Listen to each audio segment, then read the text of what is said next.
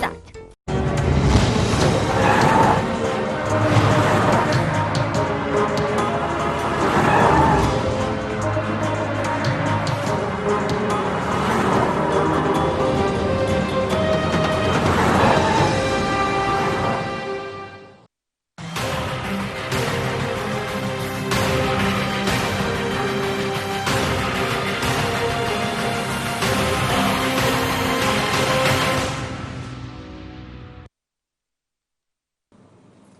नमस्कार, ND special में आप सभी का स्वागत है। मैं हूं आपके साथ सुनील विश्वकर्मा। आप जिन सब्जियों को सेहत का खजाना मानकर खा रहे हैं, कहीं वो आपकी सेहत को बिगाड़ ना दे। और ऐसा हम इसलिए कह रहे हैं क्योंकि food Safety Standard Authority of India के सर्वे में चौंकाने वाला खुलासा हुआ है। देखिए हमारी ये खास रिपोर्ट। आपको यह जानकर हैरानी होगी कि मध्य प्रदेश के लोग 25% जहरीली सब्जी का सेवन कर रहे हैं। ये हम नहीं कह रहे, बल्कि FSSAI की रिपोर्ट बता रही है। FSSAI की ओर से किए गए देशव्यापी सर्वे की रिपोर्ट में चौंकाने वाले खुलासे हुए हैं। देश में उगाई जा रही करीब 9% सब्जियों में लेड और कैडमियम जैसे हैवी मेटल्स की मात्रा तय मात्रा से 2 से 3 गुना तक ज्यादा है। इनमें सबसे ज्यादा खतरनाक स्थिति मध्य प्रदेश की है, जहां सब्जियों के 25% नमूनों में हैवी मेटल्स की घातक मात्रा पाई गई है। वहीं छत्तीसगढ़ में 13.6% नमूनों में यह बात सामने आई है। लेड और कैडमियम की घातक मात्रा आपको किडनी और किडनी की गंभीर बीमारी दे सकती है। गंदे पानी और कीटनाशकों के ज्यादा इस्तेमाल ने इन सब्जियों को जहरीला बना दिया है। FSSAI की रिपोर्ट में बड़ा खुलासा। देश में उपजाई और बेची जा रही 9.21% सब्जियों में लेड और कैडमियम, 9.21% सब्जियों में तय सीमा से हैवी मात्रा में लेड और कैडमियम। देश को 5 जोन में बांटकर किया गया अध्ययन। पत्ते वाली, फल वाली और जमीन के अंदर होने वाली सब्जियों की जांच। 3 किस्म की सब्जियों के 3,323 नमूनों की जांच। सब्जियों के 306 नमूने यानी 9.21% फेल। मध्य प्रदेश में सबसे खतरनाक स्थिति। MP में सब्जियों के 25% नमूनों में हैवी मेटल्स की घातक मात्रा। MP में टमाटर में तय सीमा से 6 गुना ज्यादा लेड। MP में भिंडी में तय सीमा से 10 गुना ज्यादा लेड। भोपाल, इंदौर, सतना और जबलपुर से लिए गए थे 260 नमूने। छत्तीसगढ़ में 13.6% नमूने जांच में फेल। कहां से आया सब्जी में जहर? कीटनाशकों के ज्यादा इस्तेमाल का नतीजा, गंदे पानी से खेती का नतीजा, मिट्टी प्रदूषण का नतीजा। देश को 5 जोन में बांटकर कुल 3,323 नमूने लिए गए। इनमें से 9.21% फेल। किस प्रदेश की कितनी प्रतिशत सब्जियां हुई फेल? मध्य प्रदेश 25.4%, छत्तीसगढ़ 13.6%, बिहार 10.6%, गुजरात 8.7%, चंडीगढ़ 8.2%, महाराष्ट्र 6.9%, राजस्थान 6.1%, पंजाब 5.5%, दिल्ली 2.1%, हरियाणा 1.6%। आपको बताते हैं कि लेड से कितना होता है नुकसान। लेड मानव शरीर के हर हिस्से पर असर करता है। 10 मिलीलीटर ब्लड में लेड की मात्रा 10 माइक्रोग्राम से ज्यादा होने पर खतरा। लेड की ज्यादा मात्रा किडनी को पहुंचाती है नुकसान। लेड का बुरा असर गर्भ में बच्चों पर भी पड़ता है। तो वहीं NGT को लेकर काम करने वाली वकील साक्षी पवार का कहना है कि FSSAI की चौंकाने वाली रिपोर्ट आई है। मध्य प्रदेश की सब्जियों में 25% नमूनों में हैवी मेटल्स मिले हैं। गंदे पानी से हो रही खेती की वजह से ये परिणाम सामने आए हैं। जो 2 लेड और कैडमियम की घातक मात्रा मिली है, इससे किडनी और हार्ट की बीमारी का खतरा है। सरकार को चाहिए कि ऐसे गंदे पानी से हो रही खेती पर अंकुश लगाएं। अभी जो लेटेस्ट रिपोर्ट आई है food safety and standard Authority of India की तरफ से, उसमें ये पाया गया है कि मध्य प्रदेश के जो 25% नमूने थे ऑल ओवर इंडिया में से वो सबसे ज़्यादा दूषित पाए गए हैं। इनमें 2 मेटल्स की सबसे ज़्यादा मात्रा पाई गई है, जो कि है लेड और कैडमियम। तो आप समझ सकते हैं कि इन दोनों की जो मात्रा है वो 2 से 3 गुना ज़्यादा पाई गई है। तो ये कितना ज़्यादा चिंताजनक है। तो हमारे घरों में सब्जियां बन रही हैं, वही अगर दूषित हैं तो हम अपना इम्यूनिटी पावर बढ़ाने की जगह शायद लूज कर सकते हैं। अगर आप बेहतर स्वास्थ्य के लिए हरी सब्जियों का सेवन कर रहे हैं तो आप होशियार हो जाइए। ये आपको किडनी और हार्ट की बीमारी भी दे सकती हैं। ये हम नहीं बल्कि FSSAI की ओर से किए गए सर्वे की रिपोर्ट बता रही है, जिसमें मध्य प्रदेश के 25% नमूनों में हेवी मेटल्स की घातक मात्रा पाई गई है। अब देखने वाली बात होगी कि सरकार इसको लेकर क्या कुछ कदम उठाती है। भोपाल से कैमरामैन राकेश श्रीवास्तव के साथ आमिर खान, IND24 भोपाल।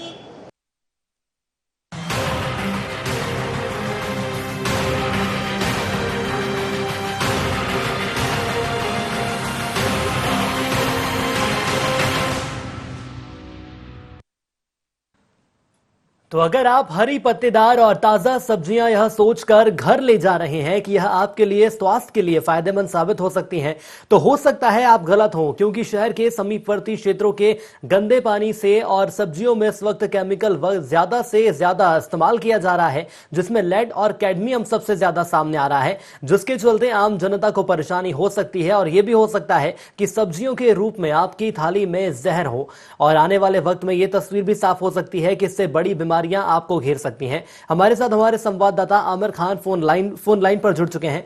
आमिर, मैं समझना चाहूंगा आपसे, यदि हम आम जनता की बात करें तो जो रिपोर्ट सामने आई है उस रिपोर्ट से तो यह साफ है कि आम जनता की सेहत के साथ खिलवाड़ किया जा रहा है, क्योंकि FSSAI की ताजा रिपोर्ट की यदि हम बात करते हैं तो इस रिपोर्ट में बेहद चौंकाने वाले खुलासे हुए हैं।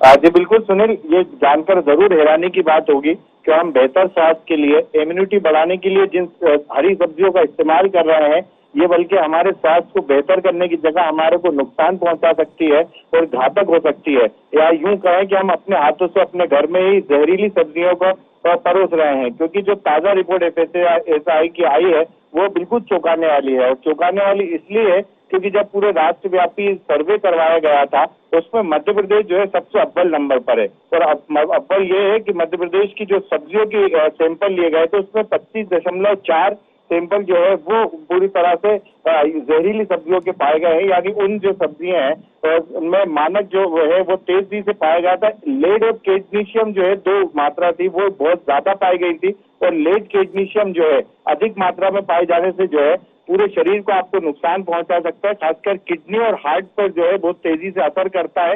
और इसका असर जो है गर्भवती महिलाओं पर, पेट में पल रहे गर्भ पर भी तेजी से पड़ता है। तो इसलिए यूं भी कहा जा सकता है कि ये जहरीली सब्जी थी जो अपन सेवन कर रहे थे, और इससे बचा जा सब्जियों का सेवन हम कर रहे हैं। लेकिन आमिर, यहाँ समझने वाली बात यह भी होगी कि वर्तमान दौर कोरोना महामारी का चल रहा है, और सबसे खास बात यह सामने आ रही कि यदि आपको इस बीमारी से बचना है तो अपना इम्यूनिटी पावर स्ट्रांग करना होगा, और इम्यूनिटी पावर स्ट्रांग करने के लिए हम रुख करते हैं हरी सब्जियों का। लेकिन यदि हरी सब्जियों में इतना जरूरत से ज्यादा केमिकल का उपयोग किया जा रहा है तो यह साफ तौर पर कहा जा सकता है कि कोरोना महामारी तो दूर की बात है, उसके पहले ही हम बीमारियों की जद में आ जाएंगे। जी बिल्कुल, कोरोना महामारी का देश नहीं पूरी दुनिया भर में प्रकोप चल रहा है। ऐसे में सबसे ज्यादा जरूरी है रोग प्रतिरोधक क्षमता बढ़ाना, इम्यूनिटी बढ़ाना। इसके लिए सबसे ज्यादा जो है हरी सब्जियों का सेवन किया जाता है। लेकिन कोरोना से तो आदमी हरी सब्जी खाकर बचने की कोशिश कर रहा है, लेकिन हार्ट और किडनी की बीमारी को जो है अपने हाथ से न्योता दे रहे हैं। वो भी सिर्फ इस वजह से क्योंकि सब्जियां जो है ज्यादातर देखने को मिला है गंदे पानी से में खेती में सिंचाई हो रही है, और जो है ज्यादा मात्रा में केमिकल जो है उपयोग में लिया जा रहा है। इसको लेकर पर्यावरणविदों ने पहले भी चिंता जाहिर की थी, NGT में केस दायर किया था। इसी को लेकर FSSAI ने पहली बार एक राष्ट्रव्यापी जो है सर्वे करवाया था, और इस सर्वे को जो है बहुत अलग तरीके से किया था। इसको 5 जोनों में पूरे देश को बांटा था। पूरे देश भर से जो सैंपल लिए गए थे 3,323 सैंपल लिए गए थे, और इसमें हैरानी की बात ये होगी सुनील कि 9.21% सैंपल फेल हो गए। इसमें जो है मध्य प्रदेश सबसे अव्वल में रहा, यानी 25.4 जो प्रतिशत मध्य प्रदेश की जो सब्जियां थी वो अमानक पाई गई, वो जहरीली पाई गई। छत्तीसगढ़ फिर भी 13.6% रहा। बिहार थोड़ा, लेकिन यहाँ पर आमिर सवाल ये सामने आ रहा है कि मध्य प्रदेश आखिर हर स्तर पर नंबर 1 आखिर क्यों होता जा रहा है। बात यदि हम यहाँ पर तमाम मुद्दों के अलावा यदि खाने की बात कर लें या सब्जियों की बात कर लें तो इसमें भी नंबर 1 पर आना, और वो भी खतरनाक स्थिति में, बेहद चौंकाने वाला खुलासा है। मैं रोकना चाहूंगा आपको, हमारे साथ कमल राठी जुड़ चुके हैं, सामाजिक कार्यकर्ता हैं आप। राठी जी, बहुत स्वागत आपका ND24 में। जी नमस्कार भाई साहब। Rathi ji, Food Safety Standard Authority of India के सर्वे में एक चौंकाने वाला खुलासा हुआ है, और वो खुलासा यह है कि हरी सब्जियों में मिलावट की जा रही है, जरूरत से ज्यादा केमिकल का इस्तेमाल किया जा रहा है, और यही सब्जियां आने वाले वक्त में मध्य प्रदेश वासियों की थाली में जहर का काम कर रही हैं। बिल्कुल भाई साहब, क्या था कि जो शहरी क्षेत्र से लगे हुए ग्रामीण इलाके या सरकार ने सब्जी फार्म के नाम से जमीनें अलॉट की थी, उसमें शहर के सीवेज के पानी को ट्रीटमेंट करके उसका पानी का उपयोग किया जाना था। लेकिन क्या हुआ कि वक्त के साथ आबादी बढ़ी तो जो सीवेज पॉइंट की स्थितियां थी वो उस आबादी के हिसाब से डिजाइन नहीं की हुई थी। तब वहाँ वो प्रॉपर ऑक्सीडेशन, प्रॉपर ट्रीटमेंट नहीं होने के कारण जहरीला पानी खेतों में जा रहा है। तो वो पानी सब्जी उगाने के अलावा सब्जी जब खेत से निकलती है उसको धोने के लिए भी उपयोग किया जाता है। इसका लाइव एग्जांपल हम जो है, ये दाना पानी रेस्टोरेंट के आगे के जो सब्जी फार्म है उसके वहां अपन देख सकते हैं, दाना पानी के पास में एक बहुत बड़ा इलाका सब्जी फार्म के लिए दिया गया था। लेकिन राठी साहब, मैं ये समझना चाहूंगा, ये तो आपने प्रत्यक्ष उदाहरण भी हमें बता दिया है, लेकिन यदि हम अधिकारियों की बात करें, प्रशासन की बात करें, तो क्या प्रशासन को इस मामले की जानकारी नहीं है? नहीं, बिल्कुल है। वैसे इसमें तो एनजीटी ने आदेश भी किया था और एनजीटी ने वहां पर फल सब्जी लगाने पे रोक लगाई थी। लेकिन उस वक्त से एक बार तो चला, जब आदेश आया तो महीना 3 महीना उसमें काफी अच्छी कार्रवाई हुई, लेकिन उसके बाद सब ठप हो गई। बिल्कुल। तो आखिर कमल जी, ऐसी स्थिति आखिर क्यों बन रही है? या तो ये कहा जा सकता है जो सरकार है या अधिकारी कह ले, ये कहा जा सकता है कि ये लापरवाह है प्रदेशवासियों की सेहत को लेकर। नहीं, बिल्कुल आप सही कह रहे हैं भाई साहब कि जो अधिकारी वर्ग है, जो वहां पर उस चीज की मॉनिटरिंग का जिम्मा जिसके है, वो वहां पर पूरी जिम्मेदारी से अपनी जिम्मेदारी नहीं निभा रहे हैं। इस कारण से क्या हो रहा है कि ये जो पानी जा रहा है, अब पहले आरेरा कॉलोनी का पानी जाना था, वहां कुछ पॉइंट बने थे। मैं तो लाइव एग्जांपल जैसे एक जगह का दे रहा हूँ, जो एनजीटी ने ऑर्डर भी किया, तो वहां पर आप देखेंगे कि अब आबादी बढ़ गई तो पानी ज्यादा जा रहा है, पॉइंट की कैपेसिटी वैसी नहीं है तो पानी सी बह रहा है, और वहां खड़े होकर देखेंगे तो सब्जी है। लेकिन राठी साहब, यदि जनसंख्या बढ़ती जा रही है तो व्यवस्थाएं भी सरकार को बढ़ानी चाहिए, और यदि व्यवस्था नहीं बदलती है तो तस्वीरें कुछ ऐसी सामने आती हैं कि आम जनता जहर खा रही है सब्जी के रूप में। अब सवाल ये सामने आ रहा है कि शुद्धता का पैमाना आखिर कहाँ है और किस पर भरोसा किया जा सकता है? नहीं, बड़ा मुश्किल काम है भाई साहब कि नगर निगम जो जिम्मेदार है, जैसे हम बड़े तालाब को लेते हैं भोपाल के, तो बड़े तालाब का पानी हम पीने के लिए भी उपयोग करते हैं सब्जी के अलावा जी। तो पता चला कि वहां पर उसी के अंदर एसटीपी का निर्माण कर रहे हैं, और उसके मानक के अनुसार अगर वो पानी को नहीं छोड़ेंगे, जलमूत्र का पानी जो जाएगा, और वो मानक के पूर्ण करते हुए अगर नहीं छोड़ेंगे तो वो पानी अशुद्ध हो जाएगा। वही हम आधे भोपाल को पिला भी रहे हैं। तो ये हम देख रहे हैं कि सरकार बहुत, मतलब जो सरकार के विभाग हैं जिनके पास ये जिम्मेदारी है जी, वो उस मानक के पूर्ण करते हुए काम नहीं कर रही है। उन्हें तो काम करना है, योजना आई है, हमें एसटीपी बनाना है, बना दो। बिल्कुल। लेकिन कमल जी, सवाल ये सामने आ रहा है कि यदि योजनाएं बनाई जाती हैं और यदि जनसंख्या बढ़ती है तो उसके हिसाब से व्यवस्थाएं भी बढ़नी चाहिए। आप हमारे साथ बने रहिएगा, मैं आपको रोकना चाहूंगा। हमारे साथ साक्षी पवार जुड़ चुकी हैं, एडवोकेट हैं आप। साक्षी जी, बहुत स्वागत है आपका ND24 में। जी नमस्कार जी। साक्षी जी, कैसे आप देखते हैं एक रिपोर्ट सामने आई है food Safety Standard Authority of India की, और सर्वे में ये बात सामने आई है कि सबसे ज्यादा यदि कहीं सब्जियों में मिलावट की जा रही है, सब्जियों में ज्यादा केमिकल का इस्तेमाल किया जा रहा है, तो वो प्रदेश है मध्य प्रदेश।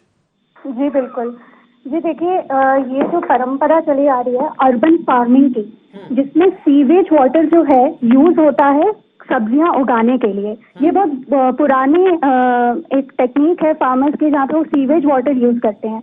अब ये जो सीवेज वाटर होता है, ये इसमें डोमेस्टिक और इंडस्ट्रियल वेस्ट दोनों होता है। 2014 में doctor Subhash C Pandey versus union of India एक एप्लीकेशन लगी थी, केस आया था एनजीटी भोपाल में, जिसके तहत ऑर्डर हुआ था एनजीटी भोपाल से कि जितने भी सीवेज वाटर है उसका जांच की लेकिन जाए। साक्षी जी, मैं ये समझना चाहूंगा आपसे, सीवेज के पानी का ट्रीटमेंट भी होना चाहिए था। जहां तक स्टडी की गई है इस मुद्दे को लेकर, ये बात भी सामने आई है कि जो पानी का इस्तेमाल किया जाता है उसका पहले ट्रीटमेंट होना चाहिए। तो क्या ये माना जा सकता है इस पानी का ट्रीटमेंट नहीं किया जा रहा है?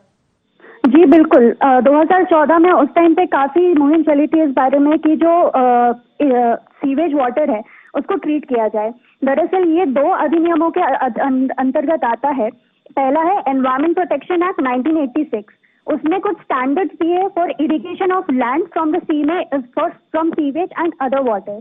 Similarly food safety and standard authority act जो है 2006 का, उसमें और ज्यादा स्ट्रिंजेंट यानी कि और ज्यादा कठिन प्रोविजंस हैं for treatment of the sewage water. अभी जो रिपोर्ट आई है वो FSSAI के द्वारा लागू की गई है, जिसमें ये पाया गया है कि 25% नमूने मध्य प्रदेश के जो हैं वो दूषित पाए गए हैं वेजिटेबल्स के। क्यों? क्योंकि उसमें सीवेज वाटर यूज हो रहा है फार्मिंग के लिए। ये जो सीवेज वाटर है इसको अभी तक ट्रीट नहीं किया गया है और ये मध्य प्रदेश में एक बहुत बड़ा मुद्दा है। लेकिन साक्षी जी, समझने वाली बात यह भी है, शासन प्रशासन की हम बात करें तो शासन प्रशासन तो हर मुद्दे पर दुरुस्त है और कहा यह जाता है कि प्रदेशवासियों को बेहतर से बेहतर सुविधाएं उपलब्ध कराई जा रही हैं। क्या इस और शासन प्रशासन के अधिकारियों का ध्यान नहीं है, या तो ये कहा जा सकता है कि लापरवाही पूर्वक रवैया उनके द्वारा अपनाया गया है? बिल्कुल बिल्कुल, ये बहुत ही लापरवाही वाला रवैया अपनाया गया है और जिस तरीके से सरकार इस पूरे मुद्दे को बिल्कुल ध्यान में नहीं रखते हुए सारे काम कर रही है। गाइडलाइंस इशू हो रही है कोरोना के समय में, रोज की हमें स्वस्थ रहना है, हमें अच्छी साफ सुथरी सब्जियां खाना है, हमें साफ सुथरा पानी पीना है और अपना स्वास्थ्य का ध्यान रखना है।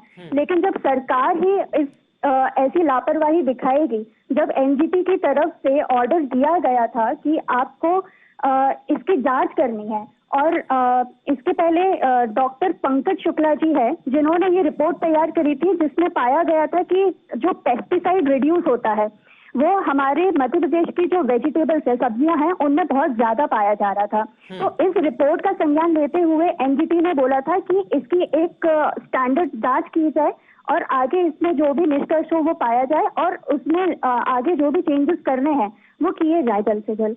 पर लेकिन साक्षी जी, इसे दुर्भाग्य ही कहा जाएगा कि इतने नियम और इतनी जानकारी होने के बावजूद भी प्रशासन के द्वारा कोई कदम नहीं उठाया गया और साफ तौर पर यह कहा जा सकता है कि प्रदेश के आम जनता के स्वास्थ्य के साथ खिलवाड़ यहां पर किया जा रहा है। मैं रोकना चाहूंगा आपको, हमारे साथ एडवोकेट शांतनु सक्सेना जुड़ चुके हैं। शांतनु जी, स्वागत आपका ND24 में।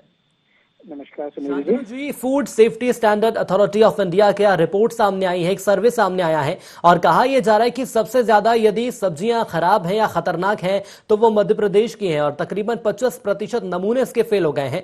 मैं आपसे यह समझना चाहूंगा, यदि हम प्रशासन की बात करें या अधिकारियों की बात करें तो ये रवैया क्यों सामने आ रहा है? ऐसा नहीं है कि उन्हें इस मुद्दे की जानकारी नहीं होगी या ये रिपोर्ट उन तक नहीं पहुंची होगी, लेकिन उसके बावजूद भी कार्रवाई के नाम पर कुछ नहीं किया गया।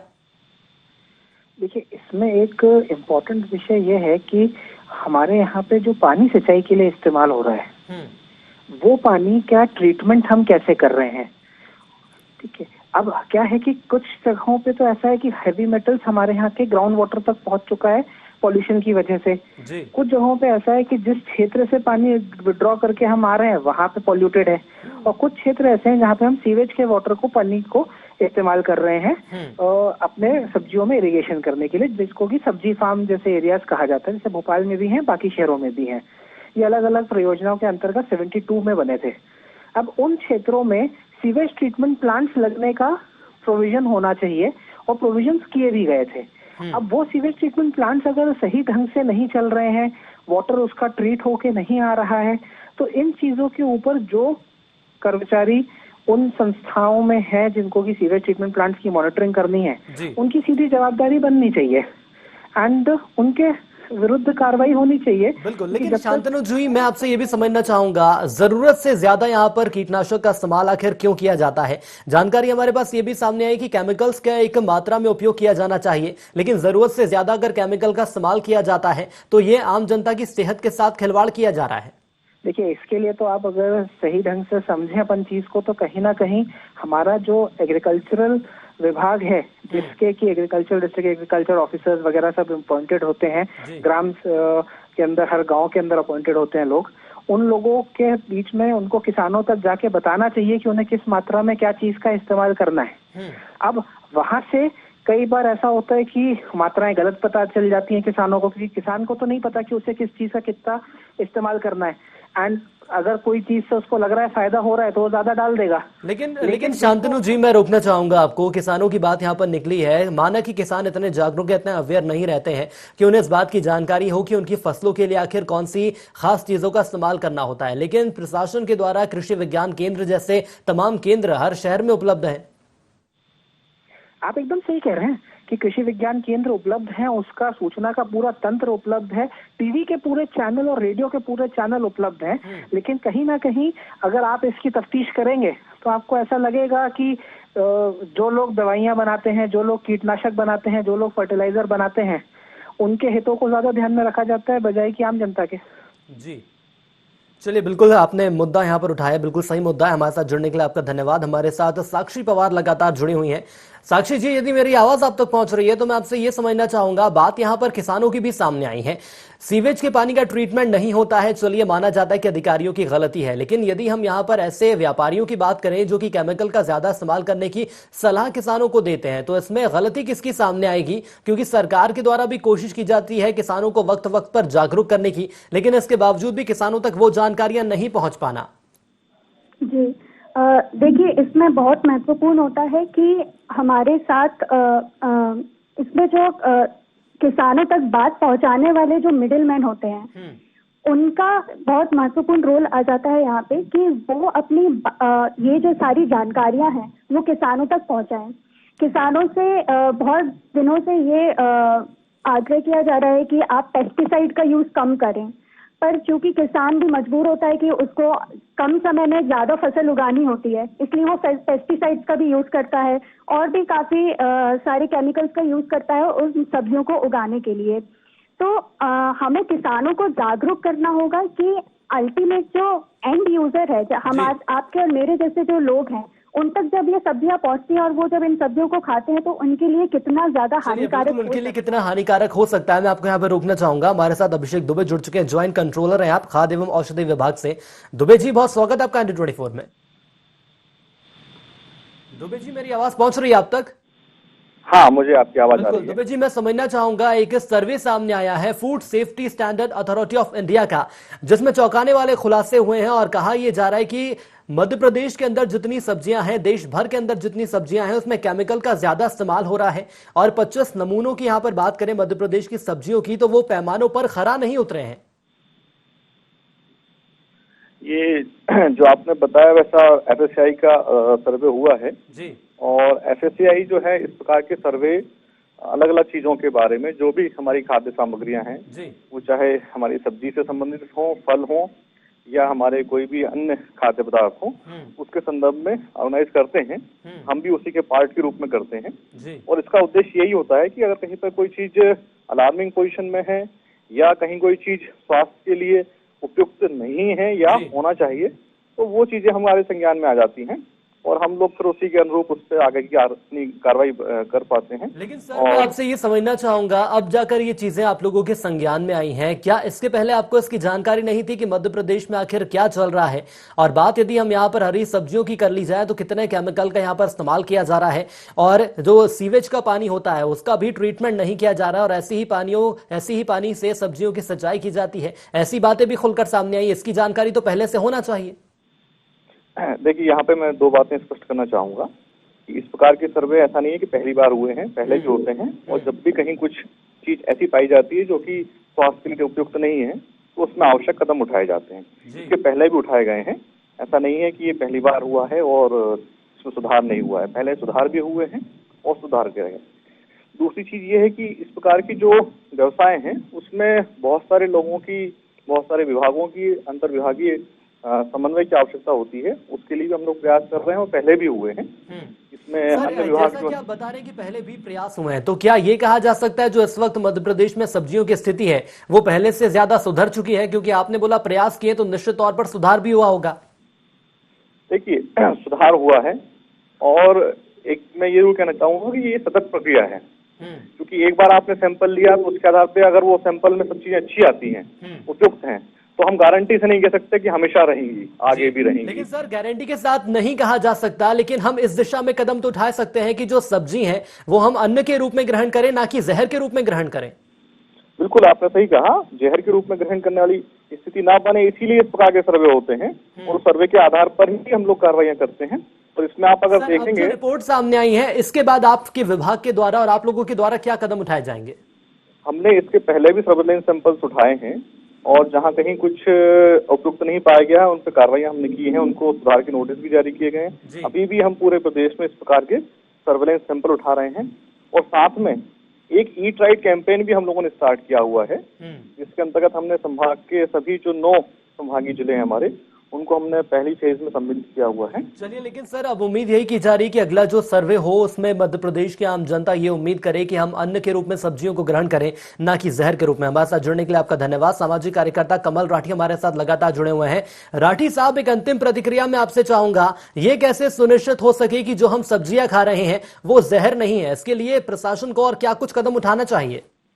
मेरे हिसाब से तो भाई साहब क्या है, कोऑर्डिनेशन की कमी है। क्या है कि सीवेज का काम कोई देख रहा है, एग्रीकल्चर का काम कोई देख रहा है, तो जब तक कि एक ऐसी सबकी मिली जुली एक अलग से मॉनिटरिंग की व्यवस्था नहीं बनेगी जो सब मिलजुल के उस चीज को देखें, क्योंकि जिम्मेदारी से भगना हर विभाग की अपनी वो है काम। मतलब अगर हम एग्रीकल्चर वाले से बात करेंगे, सब पानी खराब आ रहा है वो सीवेज वाला देखे, सीवेज वाले से बात करेंगे तो वो कुछ और बात करेगा। तो मुझे ऐसा लगता है कि एरिया मार्क करना पड़ेगा।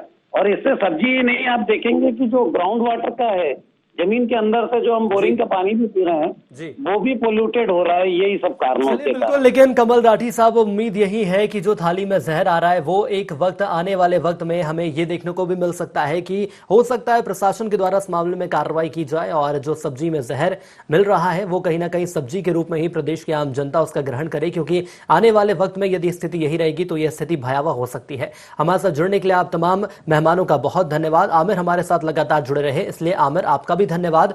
तो एक सर्वे हुआ है food Safety Standard Authority of India के माध्यम से और कहा यह गया है कि मध्य प्रदेश में सबसे ज्यादा जहरीली सब्जियां हैं, लेकिन यह प्रदेश की आम जनता को तय करना है कि आखिर शासन प्रशासन को कैसे जगाया जाए। और यदि हम खाद्य विभाग की बात करें तो सबसे बड़ी जिम्मेदारी खाद्य विभाग के सामने आती है। हालांकि खाद्य विभाग के ज्वाइंट डायरेक्टर हमारे साथ जुड़े हुए थे, जिनका साफ तौर पर यह कहना है कि इस दिशा में नवाचार जरूर किए जा रहे हैं और जो भी दोषी हैं उनके ऊपर कार्रवाई की जाएगी। और उम्मीद यही की जाती है कि आने वाले वक्त में हमें स्वच्छ अन्न ग्रहण करने को मिले। इसी के साथ इस खास पेशकश में इतना ही। दीजिए इजाजत, नमस्कार।